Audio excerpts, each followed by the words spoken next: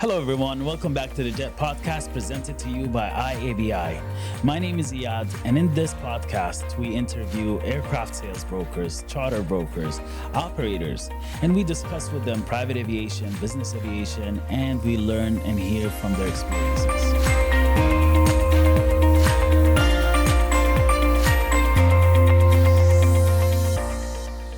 Thais, welcome to the Jet Podcast. Thank you so much. It's How- a pleasure to be here. Amazing. How are you? I'm doing amazing. There was traffic on the way. We had that. Just a little. just a little. So, Thais, we've been talking together for a long time. We've been working together for a long time. And this is actually the first time we meet in person. It's a pleasure to meet you. Likewise. Of course, of course. So, I want to start by asking a little bit about you, about your experience, and what got you into private aviation. So I came from Brazil at a long way until to Dubai. So I never really expected to into in aviation. I'm a banker. Okay. And I got an invitation to offer to work in aviation through to jet fuels. So I started my career in aviation and for the jet fuel, and after I moved to the charter. Okay. From jet fuel to jet charter. That's nice. So, can you tell me how is your typical day, like as a private jet broker? How do you organize your day? How does your work go around your day? So basically, we don't have a routine. We try, but we have to be always ready for something that comes up anytime. So basically, I just had my normal wake up, but always can have some surprise of last minute fly or any fly from A to Z that I had to find out how to deal with Right. it. And so you do private jet charters. I'm sure as well you do ground transportation. You handle the catering. You handle from A to Z for the client. Yes, I like to used to say that I never say no to the client. So we handle everything, even from the villas, if he need the villas for the kind of concierge, transfers, special requirements if you have some special occasion that they want to celebrate, like a birthday or Anniversary. Yes. Honestly that's the right way, because I met some brokers in the past and they're like, no, we don't do ground transportation. We only do flight catering, or we don't do that and do that. Like my client, I can never say no. Whatever, just say it. And I'll say yes. Yeah. Like, of course, depends, but just say, I'll say yes. Yes. And I'll go just figure it Right, out. figure it out. Absolutely. So you've been doing charter jets, and may I ask which is your favorite aircraft right now? You had good experiences with it, less AOGs, less problems. It's very tough because I love all of them. They have a particularities, but my favorite one was the BBG. For me, is the 2-bedroom apartment. Oh, wow. And also was my first fly experience that I've been there, and it's amazing. It was Dubai from Dubai to Athens, Okay. 7 hours flying, and it was like it's absolutely seems like experience that you must have once in your life. I agree. BBJ is a different thing. It's not even like don't even talk about heavies, Gulfstreams, and This is the kind of my jet. two bedrooms. Was it 2-bedroom? Yes. how many seats? 18, As 19. 19 seats. 19 seats. That's the and see honestly, this is a Middle East thing. You know why? Because in the US, for example, there's no BBJs. There's no even need for the BBJ.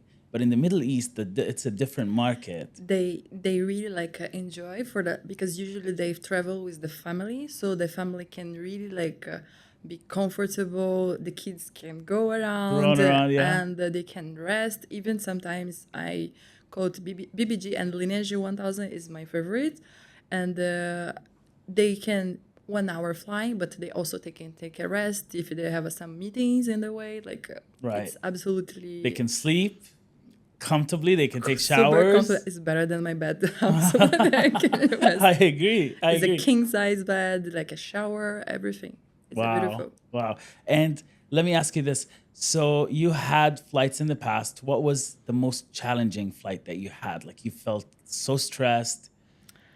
Wow, this is a tough one because as a broker, every day is some surprises. Of course, it's not always bad. It's not always easy, but we find out the solution. And for me, I think is the ambulance fly is the tough ones that you really like.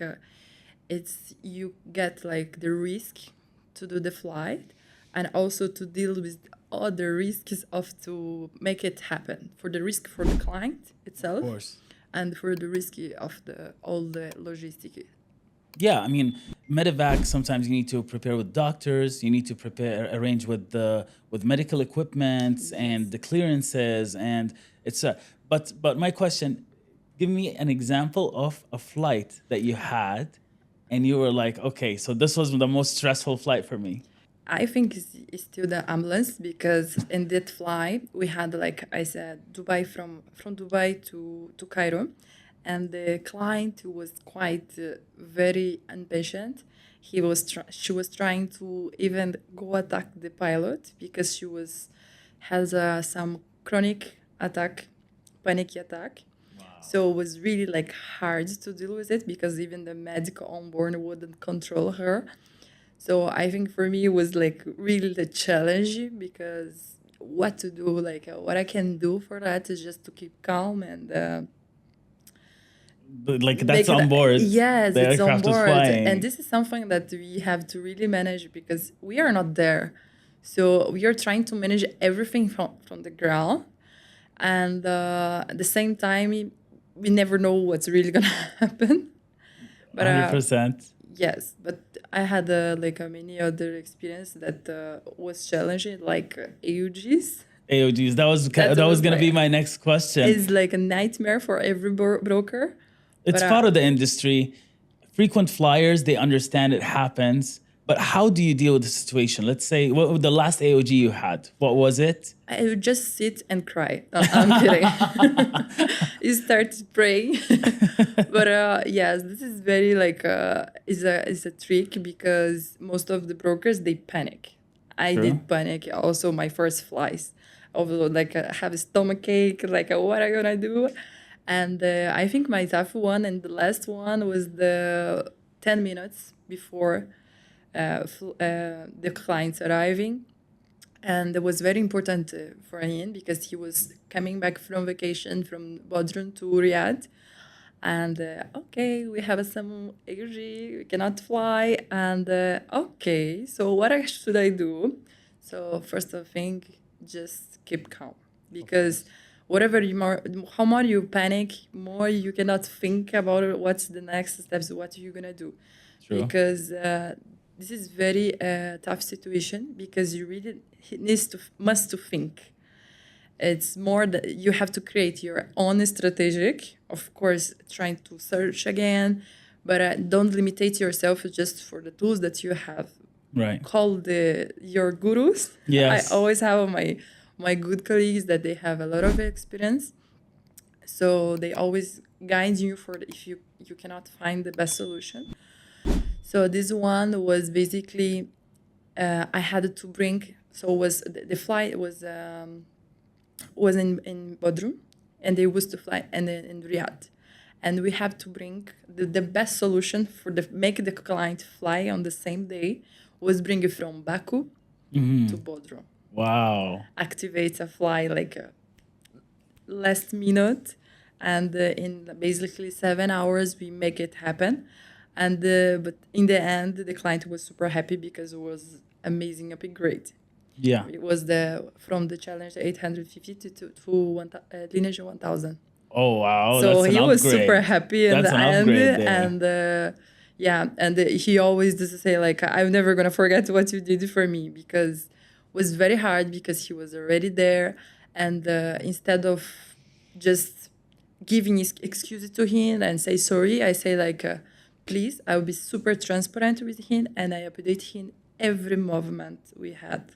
That's And this amazing. is the way that we build the relationship with the client. Being honest, transparent.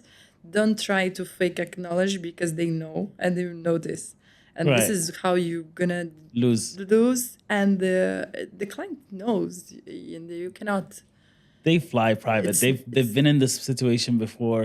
They've seen. I mean, this is honestly what you said is perfectly said. Like you have to be transparent with them, but also you have to be supportive. I remember even me the first times when I had. So I'm mostly I work as an operator side, so Okay. I get AOGs a little bit more than you because like it's the aircraft. And when I get the AOGs, it does not just affect the flight that I have today. I have flight today, and then I have flight tomorrow. I have flight after tomorrow. So it affects these 3 flights. Now I have to deal with 3 brokers. Also, as well with the brokers, as an operator in a broker relationship, we need to also have transparency so they can actually, because Absolutely. they are the point of contact with the client, and the client is talking to them. They need to have clarity, communication. And again, like as an operator, if I do not provide that to the client, to the broker will not gonna book with you again, because this is what I need from you. I mean, AOGs happen. It's as you said, a matter of how you handle it. Some people do as well. For example, plan Bs. Sometimes I do it if I know an operator. Like some operators I worked with, I know they You can have. sleep. You can really. Yeah, We like- used to say like, if you have to, when you choose good, it's the operator that you can go sleep. Exactly. And There you go. otherwise, See, you just stay awake. you're 24 just up and hours. you're praying, God, please, like Something gonna happen. You know it. as you said, like in private aviation, never a dull day. Like every day, something happens, something good, something bad, but something happens, and you just gotta deal with it. But yeah, AOGs is challenging. Transparency with the client comes a long way, and the way you.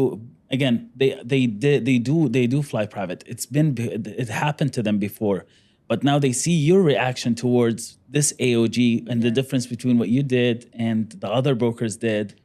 And they have a fly on their own hands. Like they can really easily understand what's going on. Everything nowadays it is online. You can track the aircraft. You cannot lie to your client anymore. And even for the operators, they deserve to know who is operating them. Most of course, we trying to not share like before everything is done. But my clients, I had really like open conversation with them, like which operator is it? So it's this operator. And I know that he will not go directly to the operator because he trusts me. That's but good. He really wants to know because he know what he wants. And it's just being straight away. And as you say, both sides through the operator, because also we need to update, we need to be transparent, because we are clients as well. You're speaking to the client. Yes, you are a client, and you're speaking to the client, and the client needs answers. And if you're not getting answers from the operator, you're going to stop. But I love it. So actually, so what I realized in the private aviation industry is that clients most of the time are loyal to their brokers. Because think about it this way: if I'm a politician or I'm somebody special, and I'm not going to give my passport, my son's passport, my family's passport to everyone and just go different brokers. I want my privacy. I want somebody who understands me. So it's great that you actually build this relationship with your client that way, that, you give them, you tell them, this is the operator. Now but they will not go behind your back because they still trust you. They still want you to handle their flight. Yes, exactly that way. And most of 80% of my clients, they are direct contact with me. Of course, there is some of them with the PA, but my clients, they are decision makers, and they are really like they are important people. That of course, it's like it's not the client say, no, I don't have time to deal with it, but he trusts on you, and the way that okay, he's super busy, but he will take the decision anyway, and he will take the time to choose. So it's a really like something that you have to value, is the time and how you're gonna manage it. Be transparent and to be honest with them. Beautiful. May I ask you? So let's say I'm a client of you and I requested a flight from A to B. What do you usually do? You usually give them the cheapest? You give them the most reliable? Or do you give them one option? Do you give them multiple options? Let's say I wanted Dubai, London. Sure. So first of all, I need to know where you came from, if you're a new client or if you're previous client. But usually what I do is give you 3 options. The affordable one, and the middle price, and the luxury Yeah. experience. So we can have to see like how is the budget of the client, because of course we can have many other options like empty legs. Like I can have a very good price on a jet that can cost normally like a double price. So Dubai to London, 7 hours flying. So a Legacy 650, it depends of how many people. It should be like one stop, non-stop, depending of your preference.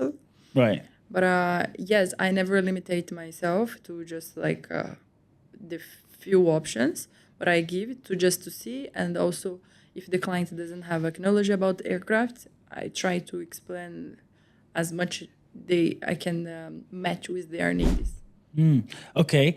And what kind of requests you received for flight catering that was strange or unusual or challenging? Because catering is a different animal by itself. Yes, absolutely. And the recent one, I had a kosher. Kosher, yeah. Yeah, so it's a quite challenging, especially in Dubai, but we managed. And also, I was actually, the catering, it's something very particular because sometimes you say, oh my God, this person, like a royal family, example, he would be like, oh my God, I needed like a 5-star Michelin for that. Right. But you're wrong. They are the most humble. They are super simple. They say, Thais, you know what? McDonald's. They are really like easygoing. So it's very like catering never was an issue for me. Like I had just one very challenge request from my client was macarons, and was very hard to find this kind of specific macarons that he wants. Okay. So, but we managed, but he wasn't really so happy because we didn't find the brand that he wants. But after we managed to keep it in like happy in another ways, discount, etc. And even just the service itself, following after the flight, Yes. making sure everything's on point. Yeah, like with these requests, I had like, for example, there's one artist that used to fly with me in the US, and I speak to his assistant, and his assistant precisely tells me he wants Krispy Kreme donut. No Dunkin' Donut, no other donut, only Krispy Kreme donut. So it's like they're particular with this. And also, as They're well, picky. some people have dietary preferences, allergies, and things like that. And, you know, it's like we have to stay up with it. So I have a question. What do you think a mistake brokers are doing out there? For the catering, No, for the private aviation in general. What do you see forget brokers the doing details. mistakes? Forget to double check the details. These Okay. small details. Like I'm a very like perfectionist, so I'm usually, and even that it's sometimes we Sometimes- felt like even one day like. For me, I was super excited. It was my first Brazilian client, and he's super famous in Brazil.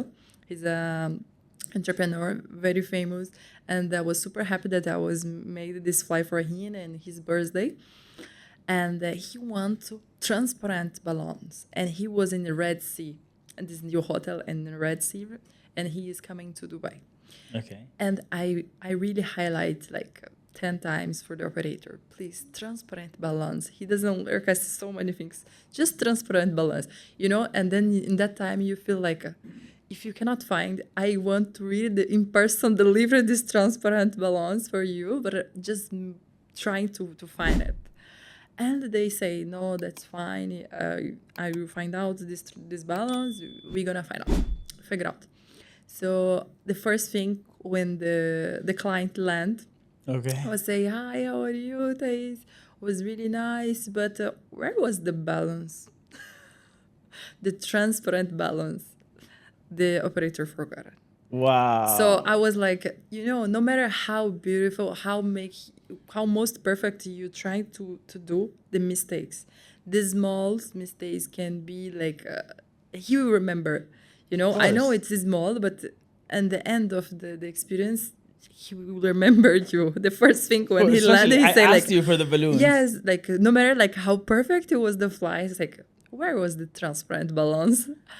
But that's fine. After I really like make him we had in the FPO like a very welcome to him, at a cake with the champagne, So you try to make him forget it about it, what happened. Right, right. And That's interesting with these. Yeah, some things actually, not just on the broker side. I'll tell you one story. I was working with one operator in the past, and we signed the contract at 13 local time departure. Sales, they handed off to ops. okay. Ops put it on the schedule 17 local time departure. Wow, times it's really Yeah. can be So big, huge. flight brief comes out 17 local time departure. The broker takes it and doesn't check. No. Yes, the broker takes it, doesn't check. He sends the flight brief to the client. The client doesn't see that it says 17 local time. Look at the chain of events It's a huge mistake. like I'm that sorry, passed through. yes. Even the client didn't see it. And then, we have the crew resting and everything. And he tells us, yeah, the client is on the way to the FBO. What? And we're like, why now? Like the flight is after 4 hours, because for us, we're looking at the schedule. And he's like, what? No, the flight is 13 local time. And honestly, the thing is, because due to regulations and the 135 and pilot duty time, we cannot take the crew out of rest earlier. So the client had to stay in the airport. And honestly, like we all took the blame for it, because if we made a mistake and we sent you the flight brief, you could have looked at the flight brief. And again, I said it before on the podcast, we learn every day. We learn from these mistakes. And hopefully it's not too many bad mistakes that you lose the client. But like even the client saw the flight brief, but the client is trusting his broker. The Yeah. broker is trusting the operator. And Exactly. and- But yes, this is the problem. You always have to double check. Even one time in the summer, I had my client. He was totally drunk. He called me like at midnight. I said like, I want to fly from Mykonos to Ibiza tomorrow morning, and he was totally drunk. You know, this kind of okay, I can make it happen, but for sure he will Forget or regret. it, or he really like he doesn't know what he's doing. You know, but he just like okay, he just like book it. Threw away. He didn't question about anything. I just want to go tomorrow morning. I would just want to land in Ibiza. It's a drunk Drunk planning. decision. But it was funny because I had to be awake just to make sure that he will take the flight. I say, I'm gonna call him many times. Just like I'm not responsible for him, but sometimes you really take the responsibility just to make sure that he will not lose it, or he will not like. Because in the end of the day, it's your responsibility also. Of course, you're representing your client, and you want the best for them.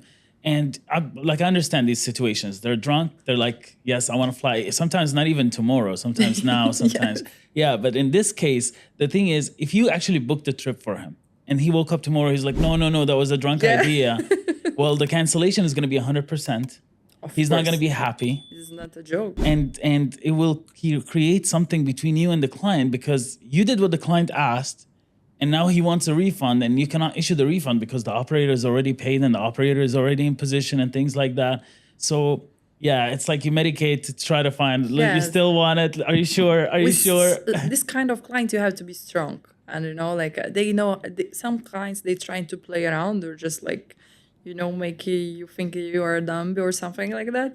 You act, but in the end, you just show them that is not this way to make business. Right. So that's fine. Like it's totally, we can't expect anything. As I told you when I started, I met you, like impossible. It's not a word for us. True. We can make anything happen. True. I am possible. Can be. I never think about I am it. possible. So Thais, I have a question for you. Yes. What advice do you have for new brokers that are joining the private aviation industry?